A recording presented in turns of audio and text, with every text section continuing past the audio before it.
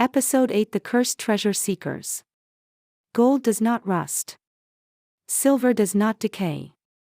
Precious metals, unlike wood or cloth or even stone, endure almost indefinitely when buried in the earth. A coin dropped in soil 500 years ago will emerge, when finally unearthed, tarnished perhaps but essentially unchanged. The metal remembers nothing of the centuries that passed above it. But the earth remembers. And the dead remember.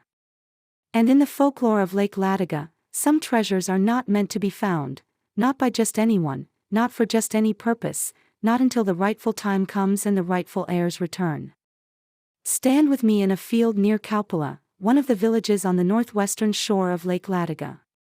The ground beneath your feet is ordinary enough: soil and grass, stones and tree roots, the usual composition of Karelian farmland. But according to local tradition, this field holds secrets. 20 treasures, people told Theodore Schwint in 1879. 20 caches of hidden wealth, gold, silver, precious objects, buried here during the wars when people fled or died and left their valuables behind. 20 treasures. And not one of them has been found. Or rather, not one has been found by those who came seeking with greed in their hearts. Because this is the central truth of the treasure legends around Lake Ladoga: the treasures are not simply hidden. They are protected. They are cursed. They burn beneath the earth, guarded by the dead, waiting for the rightful heirs who may never come. This is the story of men who crossed borders seeking gold, who carried ancient maps and old monastery books, who dug in the earth with picks and shovels and desperate hope.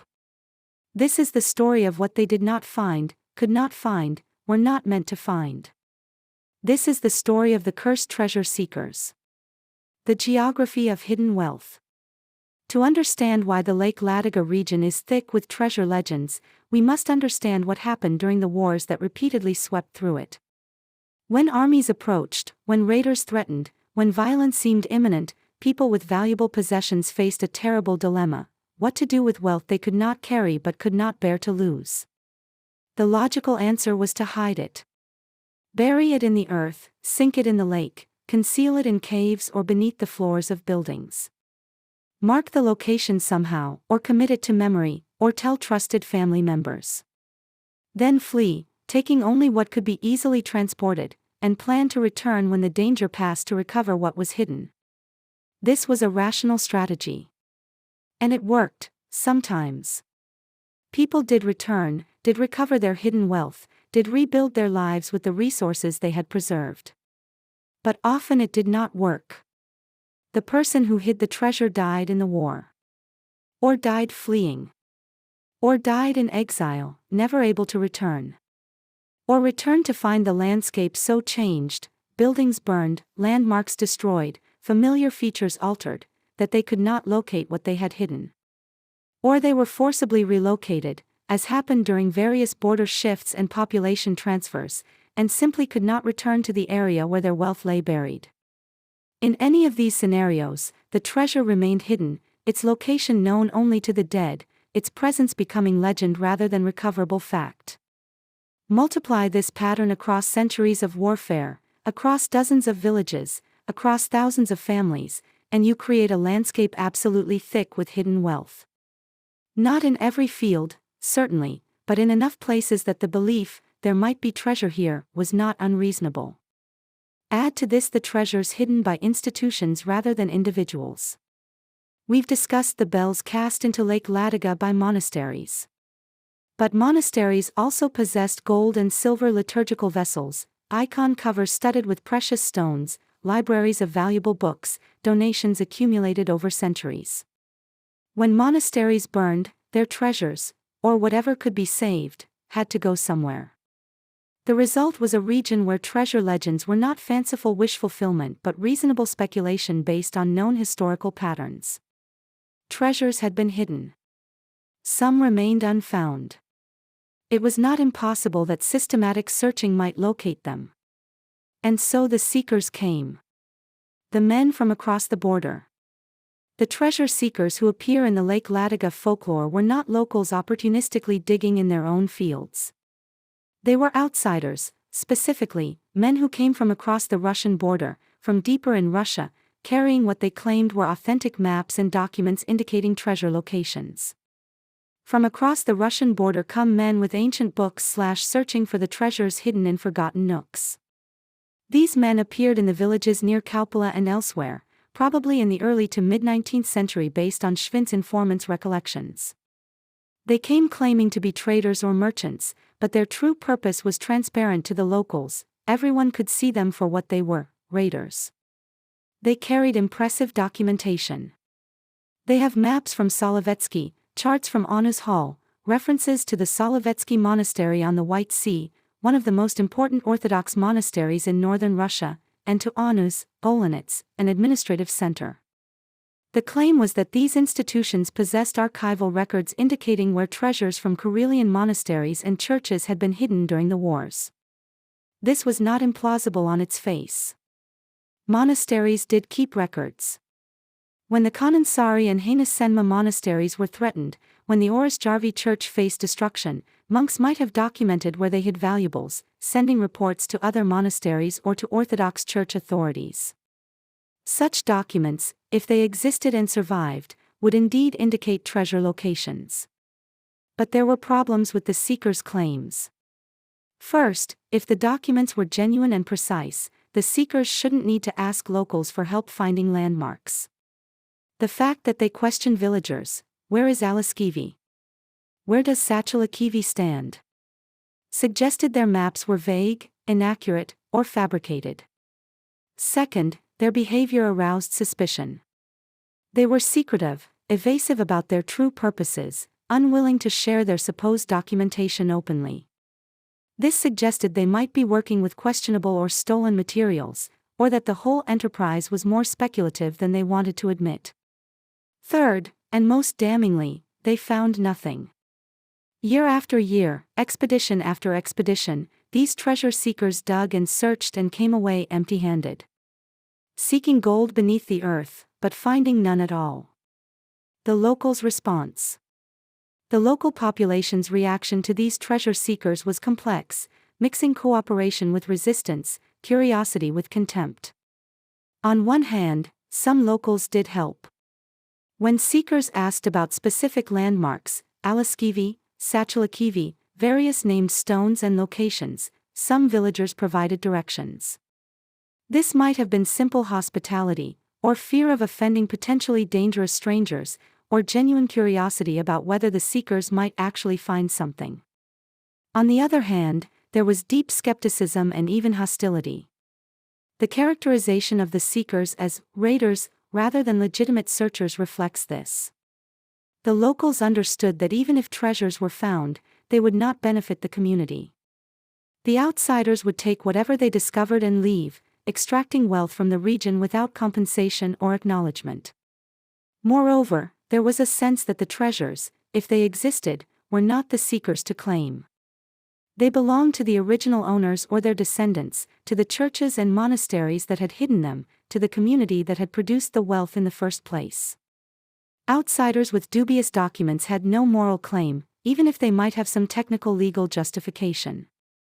This attitude is captured in the figure of the old man who laughed at the seekers. The old man laughed and told them as they searched the barren ground, "The gold you seek is cursed and will never be found." This laughter is not cruel but knowing. The old man understands something the seekers do not, that this is not simply a technical problem of accurate maps and persistent digging.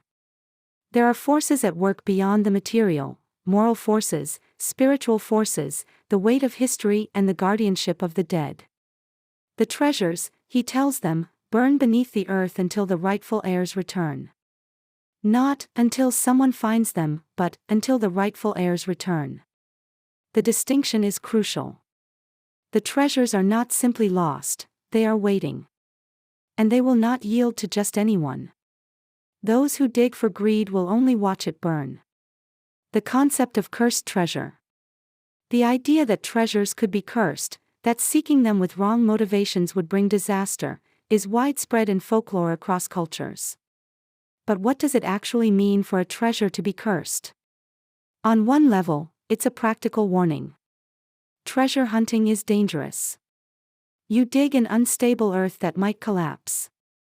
You enter old structures that might fall. You disturb areas where weapons or unexploded ordnance might be buried.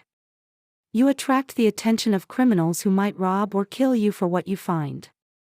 You might be prosecuted for theft or trespassing or destroying archaeological sites. All of these dangers are real and material. The curse is simply the recognition that treasure seeking often ends badly, dressed in supernatural language. On another level, the curse concept serves a social function. It discourages treasure hunting that would benefit individuals at the expense of the community. If everyone starts digging up fields looking for gold, productive farmland is destroyed. If everyone starts breaking into old burial mounds and ruins, cultural heritage is lost. The curse legend helps maintain social order by making treasure seeking seem not just difficult but morally dangerous. But on a deeper level, the curse concept in the Lake Ladoga legend specifically connects to ownership and moral claim. The treasures were hidden by people facing catastrophe, war, invasion, the destruction of their communities. Those people died, often violently, often in despair. Their wealth remained in the earth while they lay in unmarked graves or mass burials.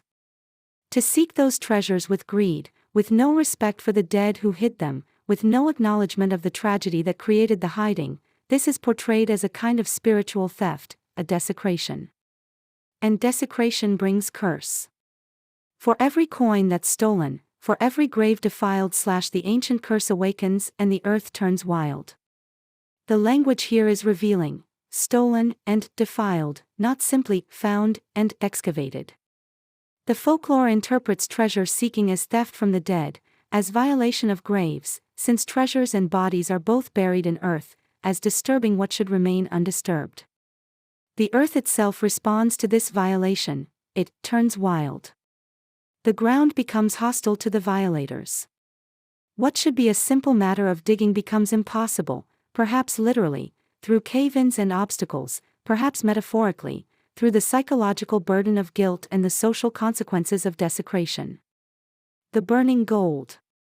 The most striking image in the treasure curse legends is the burning gold. The gold you seek is cursed and will never be found / it burns beneath the earth until the rightful heirs return.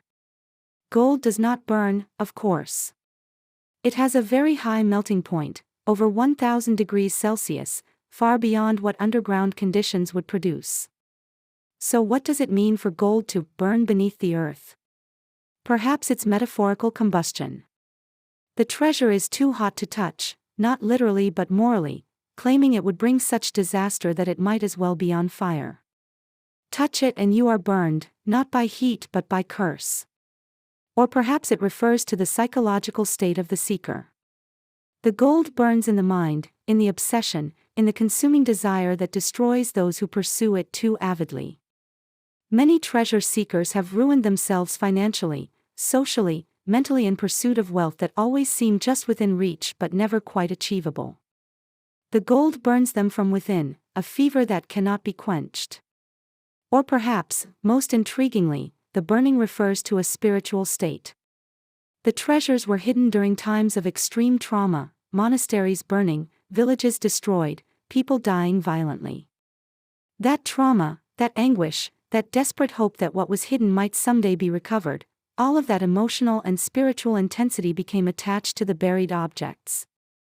The gold burns with the fire of unsatisfied longing, with the heat of grief and loss, with the flame of curses spoken by the dying. To touch such gold would be to take on that burden, to become infected with the tragedy that surrounded its hiding.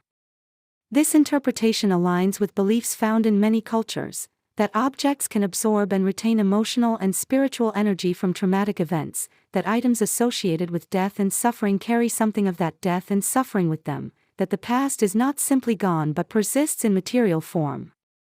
From this perspective, the treasure seekers' failure was not simply bad luck or inaccurate maps.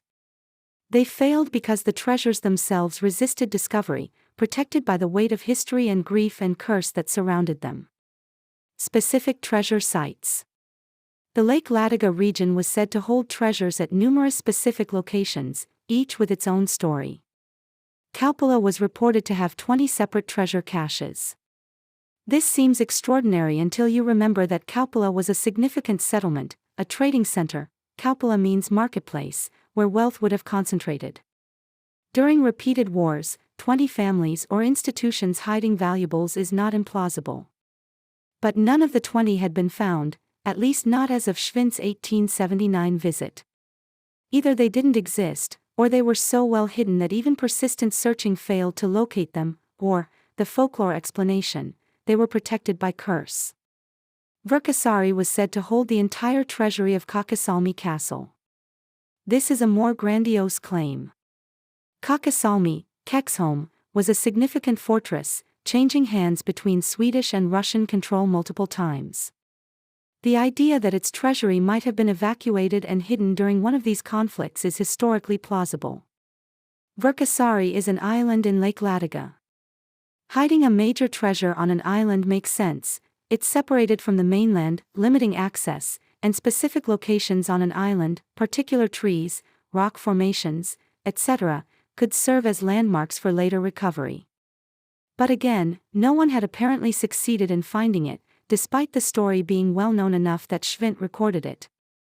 The shore near Old Kakasalmi was said to hold the wealth of Old Kakasalmi sleeping beneath the shore. This might be the same treasure as the Verkasari claim, or a different cache. The image of wealth sleeping beneath the water connects to the bells beneath the lake from an earlier episode, treasures at rest, dormant, waiting. Satulakivi, the saddle stone, was the location where the Kanansari monastery bells and treasures were supposedly hidden. We discussed this in the Bells Beneath the Water episode. The treasure seekers specifically asked about Satulakivi, suggesting their maps referenced it. But they couldn't find it, or couldn't find the treasure if they did find the stone. Allaskivi was another landmark the seekers asked about, now called Kukikivi according to one of Schwindt's informants. The change in name itself might explain the seekers' difficulty. If their map said Allaskivi, but locals called it Kukikivi, matching map to landscape would be impossible without local help. Each of these sites represents not just potential treasure but layers of story, memory, and meaning. They are not simply geographical features but narrative landmarks, places where the past has deposited both material objects and immaterial significance. The monastery records. A particularly poignant element of the treasure legends concerns the monastery records themselves, the maps and documents that supposedly indicated where treasures were hidden. When the monastery burned, the treasure maps burned too and now the gold burns underground, forever lost from view. This refers specifically to the Orchestra monastery, which we discussed in an earlier episode. The monastery had ancient chronicles, records stretching back centuries.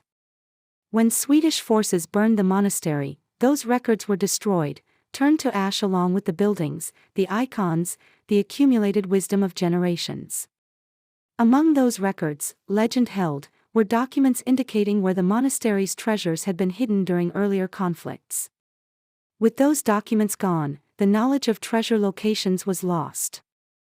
The treasures remained in the earth, but the maps to find them existed only as ash.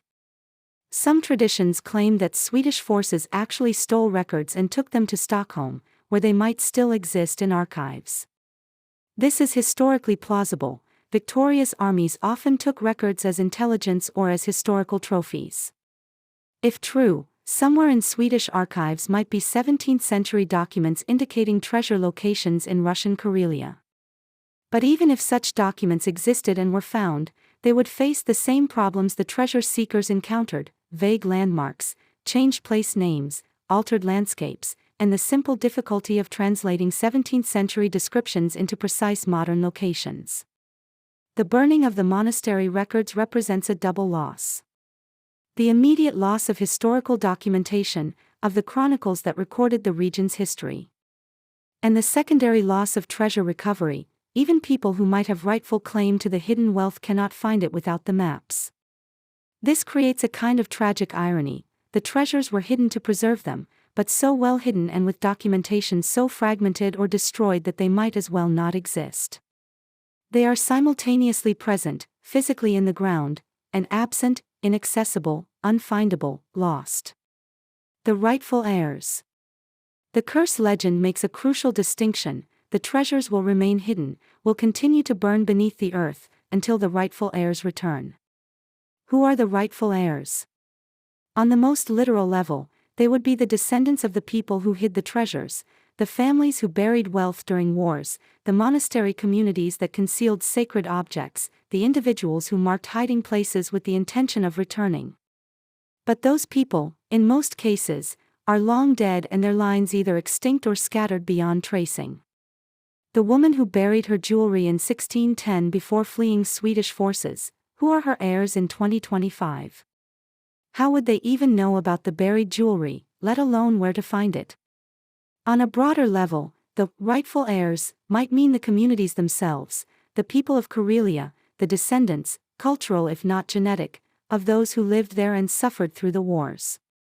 By this interpretation, the treasures belong to Karelia, to the region and its people, not to individual treasure seekers whether local or foreign.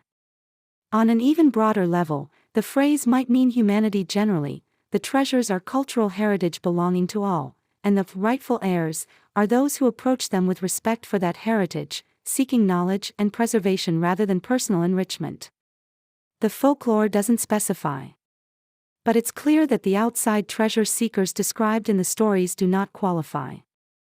They come with old monastery books and dubious maps, they claim authority from documents that may be genuine or may be fabricated, but they lack the essential quality of rightful heirs: connection to the land and respect for the dead. The old man's laughter at the seekers captures this perfectly. He knows they will not find what they seek because they are not meant to find it. The treasures were not hidden for them. The earth as guardian. Throughout the treasure legends, the earth itself takes on an active role. It is not simply the passive medium in which objects are buried, but an active agent protecting those objects. The ancient curse awakens and the earth turns wild. The ground becomes hostile to violators. It refuses to yield its secrets. It actively resists excavation by those who should not be digging. This personification of the earth as guardian is common in folklore worldwide, but it has particular resonance in the Lake Ladoga context. We've seen throughout this series how the landscape itself is storied, how every hill and stone and forest carries meaning and memory. The land is not dead matter but living presence, participant in human history rather than mere stage. From this perspective, the earth that received the dead at Sakuraro, that received the bells cast from Kanansari, that received the bodies of Imvara's daughters, this same earth receives the hidden treasures and holds them in trust. It becomes the guardian because it is the only guardian that will never die, never forget, never betray the trust placed in it. The treasures are not simply buried in earth but given to earth, placed in its keeping, under its protection. And earth fulfills that trust by refusing to surrender what was entrusted to it to those who have no right to claim it. This understanding transforms treasure seeking from a simple material quest into something more complex, a negotiation with the land itself, with history, with the accumulated weight of memory and meaning. You cannot simply dig and take. You must have the moral standing, the cultural connection, the rightful claim.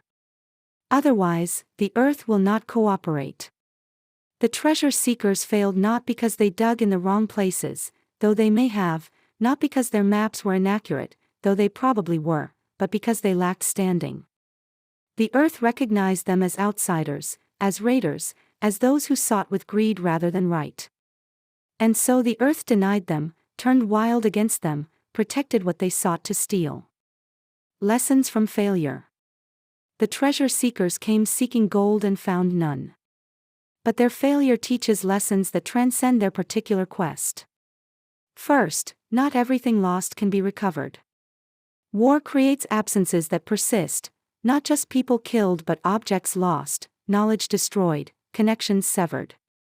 The hidden treasures of Lake Ladoga represent all the things that war takes and that cannot be gotten back: the monastery chronicles burned, the family lines ended, the skills and traditions lost when practitioners died. We can acknowledge these losses, can tell stories about them, can mark the places where they occurred. But we cannot undo them. The treasures remain hidden, perhaps forever. The chronicles remain ash. The dead remain dead. Second, some searches are doomed before they begin. The treasure seekers approached their quest with the wrong framework. They thought it was a technical problem, accurate maps plus persistent digging equals treasure found. But it was actually a moral problem. Do you have the right to seek, to claim, to excavate? They never asked that question. They assumed their documents gave them authority. But authority on paper is not the same as moral standing, and in the folklore's judgment, they lacked the latter. This is a lesson applicable far beyond treasure hunting. Many endeavors fail not because of poor execution but because of flawed premises, because the seekers never questioned whether they should be seeking in the first place. Third, greed is its own curse. The treasures may or may not be cursed in any supernatural sense, but the seeking certainly was. The obsessive pursuit of hidden wealth consumes people, financially, mentally, morally. The treasure seekers probably spent more seeking than they would ever have found, even if successful. They became objects of mockery and suspicion in the communities they searched. They failed repeatedly but kept trying, locked in a pattern they couldn't break. The gold they sought burned them not by existing but by being sought. Their greed was the curse, the treasure merely its catalyst. Fourth, respect matters. The contrast between the outsider treasure seekers and the local attitude is instructive. Locals approached the treasure legends with respect. These were sacred things, tragic things, memorials in material form. The seekers approached with entitlement. These were valuable things to be extracted and claimed. That difference in attitude determined the difference in outcome. The locals maintained the stories, preserved the memory, honored the dead. The seekers got nothing, learned nothing, contributed nothing. The unfinished story. The treasure legends of Lake Ladoga remain unfinished stories. The seekers who came in the 1850s or thereabouts failed and presumably gave up or died. But the treasures, if they exist, remain unfound. In some sense, this is fitting. Found treasure would be a solved mystery, a completed narrative, an ending.